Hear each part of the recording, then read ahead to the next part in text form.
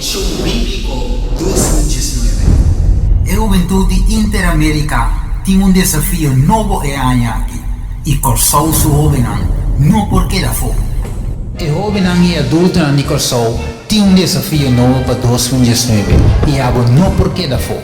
A guia de preparação aqui te ajuda e facilitar o lançamento de e-booking que forma parte da Conexão Bíblico 2019. A preparação aqui começa 4 de januário de 2019 até 18 de maio de 2019. Diariamente lo lees capítulo completo ou parte de Esaki, com exceção de Jesabra.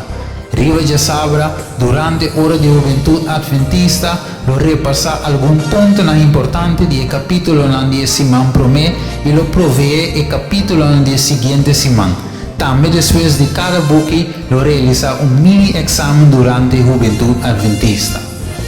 Jovenan entre 16 para 35 anos, lo estudia o book de Esdras, Neemias e Esther e o book de profecia Profeta e Reina, capítulo 45 até 53. E jovem adulto de 36 anos para arriba também lo estudia Esdras, Neemias e Esther, pero de book de profecia Profeta e Reina lo estudia 45 até 54.